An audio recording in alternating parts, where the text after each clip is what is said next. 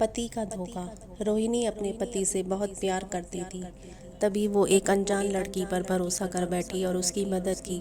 लेकिन क्या उसका भरोसा कायम रह पाया? आजकल आपके टूर बहुत लग रहे हैं, क्या बात है जनाब? रोहिणी रवि से मजाक कर रही थी। हाँ, क्या करूँ, नौकरी का सवाल है, नहीं तो तुम्हें छोड़कर जाने का मेरा मन बिल्कुल भी नहीं करता। रवि ने भी हंसी का जवाब हंसी में दे दिया। पहले तो ऐसा नहीं था, फिर अचानक इतने ज़्यादा टूर क्यों हो रही है? इस बार रोहिणी ने संजीदगी से पूछा। तो क्या घर बैठ जाऊं? रवि को गुस्सा आ गया। इसमें गुस्सा होने की क्या बात है? मैं तो बस यूं ही पूछ रही थी, रोहिणी बोली। जैसा कंपनी कहेगी वही करना पड़ेगा ना। ठीक है, पर तुम मुझ पर शक कर रही हो? रवि ने कहा। जैसे मैं किसी और से मिलने जाता हूँ, है ना? अरे मैं तो मजाक कर रही थी, रोहिणी ने कहा। तुम्हारे मन में ऐसे ख्याल आ जाते हैं जिनका कुछ भी मतलब नहीं होता। अच्छा बाबा, माफ़ कर दो, मैं तो इसलिए कह रही थी कि गर्मी की छुट्टियों में हम सब बच्चों के साथ कहीं बाहर घूमने चलें। रोहिणी ने जैसे अपनी सफाई पेश कर दी। ठीक है, देखते हैं, रवि ने कहा। एक दिन घर के कामकाज निपटाकर रोहिणी छत पर चली गई। तभी दरवाजे की घंटी बजी। जब दरवाज़ा खोला तो सामने पड़ोसन रमा खड़ी थी। आओ रमा भाभी, अचानक कैसे आना हुआ? रमा ने पूछा। तुम्हें पता है रोहिणी कि आजकल कॉलोनी में क्या हो रहा है? क्यों, ऐसा क्या हो रहा है जो मुझे नहीं पता? रोहिणी ने पूछा। अरे पिछले कई दिनों से एक पगली इस कॉलोनी में आई हुई है और सब बच्चे उसे छेड़ते रहते हैं। हाँ, मैंने भी उसे देखा है, पर बच्चों को ऐसा नहीं करना चाहिए, रोहिणी बोली। अभी वे दोनों बातें ही कर रही थी कि बाहर बहुत शोर सुनाई दिया। दोनों घर के बाहर आ गई। रोहिणी ने देखा कि एक लड़की भाग रही थी और कुछ बच्चे उसके पीछा कर रहे थे। रोहिणी ने उन बच्चों को डांट लगाई और उस पगली को अपने साथ घर में ले आई। अंदर आते ही वे लड़की बेहोश हो गई। रोहिणी ने उसके चेहरे पर पानी के छींटे मारे। होश में आने पर वह रोहिणी से लिपटकर रोने लगी। रमा ने रोहिणी को डांटा कि वो उस पगली को क्यों घर में लेकर के आई है। रोहिणी ने उसकी एक ना सुनी और वो बोली कि रमा भाभी, लगता है ये किसी मुसीबत में है, डरी हुई सी लग रही है, हमें इसकी मदद करनी चाहिए। रमा ने उसे समझाया कि रोहिणी, तुम बिना वजह किसी की आफत मोल मत लो।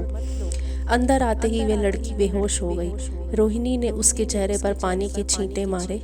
होश में आने पर वह रोहिणी से लिपट कर रोने लगी। रोहिणी ने लड़की से उसका नाम पूछा, लेकिन वो चुप रही। फिर वह जोर जोर से चिल्लाने लगी और रोहिणी ऐसे लिपट गई जैसे उसे कुछ याद आ गया हो।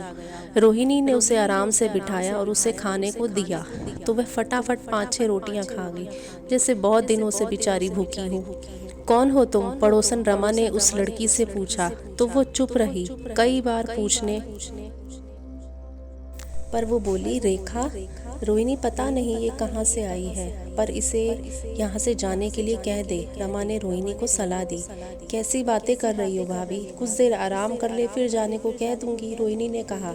देख, मैं कह रही हूँ, ऐसे लोगों को दूर ही रखना चाहिए। रमा ने उसे फिर से समझाने की कोशिश की। भाभी, आपको पता है, मैं एक एनजीओ के साथ काम कर रही हूँ, मैं उनसे बात करूँगी, आप परेशान ना हो, रोहिणी बोली। ठीक है, जैसी तुम्हारी मर्जी, ये कहकर रमा वहाँ से चली गई। रोहिणी जब वापस आई तो देखा कि वह लड़की कमरे में एक कोनी डुबकी हुई सी डरी सहमी बैठी थी। रोहिणी ने उसे आवाज़ लगाई, रेखा। वह कुछ नहीं बोली, बल्कि और सिमट कर बैठ गई। रोहिणी उसके पास गई और पूछा, रेखा नाम है ना तुम्हारा? उस लड़की ने धीरे से अपना सर हाँ में हिला दिया। रोहिणी ने उससे कहा, देखो, डरो नहीं, बताओ तुम कहाँ से आई हो, हम तुम्हें तुम्हारे घर पहुंचा देंगे। वो लड़की इतना ही बोली, मेरा कोई घर नहीं है दीदी। रोहिणी को हैरानी हुई कि यह तो पागल कहीं से भी नहीं लग रही है। अचानक उस लड़की ने रोहिणी के पैर पकड़ लिए। रोहिणी को उसका बदन गर्म लगा, ऐसा लगता था जैसे बुखार हो। अच्छा ठीक है, आज की रात तुम यहीं रह जाओ, कल मैं तुम्हें अपनी संस्था में ले जाऊंगी। दीदी, आप मुझे अपने पास रख लो, मैं आपके घर का सारा काम करूंगी। यह कहकर वो पगली लड़की फिर से रोने लगी। अच्छा, आज तो तुम यहीं रहो, फिर कल की कल देखेंगे, रोहिणी बोली। रवि रात को काफ़ी देर से आया था तो उसे उस लड़की के बारे में कुछ नहीं पता था।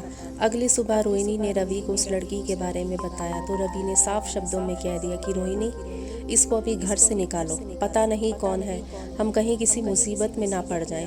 आजकल किसी का भरोसा नहीं कर सकते। हाँ रवि, लेकिन अभी मैं इसे अपनी संस्था में ले जाती हूँ। मैं रात को घर आऊँ तो मुझे कोई बखेड़ा नहीं चाहिए। ये कहकर रवि वहाँ से चला गया। रोहिणी नीचे आई तो देखा कि उस लड़की को तेज बुखार था। रात को रवि ने रोहिणी से पूछा, क्या वो लड़की चली गई? तो रोहिणी ने कहा, नहीं। रवि बोला, क्यों? उसे बहुत तेज बुखार है और ऐसी हालत में वो लड़की कहाँ जाएगी? अगर वो मर गई तो? रोहिणी बोली, मुझे नहीं पता। ये कहते हुए रवि नीचे चला गया। वहाँ वह लड़की बेहोश पड़ी थी। पता नहीं रवि क्यों उसे देखकर हैरानी में पड़ गया। रोहिणी, शायद तुम ठीक कह रही हो। अगर ये यहाँ से गई और ऐसे मर गई तो पता नहीं क्या होगा। रोहिणी ने बोला, तो फिर क्या करें? ऐसा करते हैं, जब तक ये ठीक नहीं हो जाती इसे अपने पास ही रख लेते हैं। रवि बोला, ठीक है। आजकल करते करते कई दिन हो गए पर रेखा वहाँ से जा ना सकी। वैसे रोहिणी अब तक सिर्फ इतना ही जान पाई कि वे एक पहाड़ी लड़की थी और किसी साहब जी से मिलने आई थी। तुम्हें यहाँ कौन छोड़ गया है? रोहिणी ने पूछा। दीदी, मेरे गांव के कई लोग यहाँ फेरी लगाने आते हैं, उन्हीं के साथ मैं भी आ गई। देखो, अगर तुम अपने गांव का नाम पता बता दोगी तो हम तुम्हें वहाँ पहुँचा देंगे। रोहिणी ने कहा, मैं पहली बार अपने गांव से बाहर निकली हूँ दीदी। मुझे तो ये भी नहीं पता कि मेरे गांव का नाम क्या है। पता नहीं वे सच बोल रही थी या झूठ, पर रोहिणी को कभी तो उसकी बातों पर भरोसा हो जाता और कभी नहीं। अभी रेखा को आए हुए कुछ ही समय बीता था कि रोहिणी को पता चला कि वो माँ बनने वाली है। रोहिणी हैरानी में पड़ गई। अब वो करे तो क्या करे? उसने रेखा से पूछा कि ये सब क्या है, कौन है इस बच्चे का पिता? लेकिन रेखा का एक ही जवाब होता, दीदी मुझे नहीं पता। शायद पागलपन के दौरे में मेरा किसी ने फ़ायदा उठा लिया। रोहिणी बोली, तू याद करने की कोशिश तो कर, शायद याद आ जाए। नहीं दीदी, क्योंकि जब मुझे दौरा पड़ता है मैं पिछला सब भूल जाती हूँ, उस लड़की ने कहा। रोहिणी को कुछ भी समझ नहीं आ रहा था कि वो क्या करे। उसने रवि से बात की। ये सब सुनकर वह भड़क उठा। मैंने तो पहले ही कहा था इस झंझट में मत फंसो, अब भुगतो। तो क्या उसे घर से निकाल दूं? अब क्या घर से निकालोगी? रहने दो अब। रोहिणी ने अपने पड़ोसियों से बात की। सबने यही राय दी कि उसे फौरन घर से निकाल देना चाहिए, पर रोहिणी रेखा को वहाँ से जाने के लिए एक बार भी नहीं कह पाई। रेखा के माँ बनने का समय भी आ गया था। रोहिणी अब एक बड़ी बहन की तरह रेखा की देखभाल कर रही थी। रेखा को एक बहुत ही प्यारा बेटा हुआ। उस बच्चे को देखकर रोहिणी को अपने बच्चे के बचपन याद आ गए। ठीक होने के बाद रेखा ने फिर से घर के काम करने शुरू कर दिए थे। सब कुछ ठीक चल रहा था। अचानक एक दिन सुबह रोहिणी ने देखा कि रसोई बिखरी पड़ी है। इसका मतलब अभी तक रेखा नहीं आई थी। कुछ देर उसका इंतज़ार करने के बाद रोहिणी उसके कमरे में गई तो देखा कि रेखा कमरे में नहीं थी और उसका बच्चा पलंग पर सो रहा था। रोहिणी ने बच्चे को गोद में उठा लिया। बच्चे के पास एक चिट्ठी रखी थी। रोहिणी ने बच्चे को गोद में उठा लिया।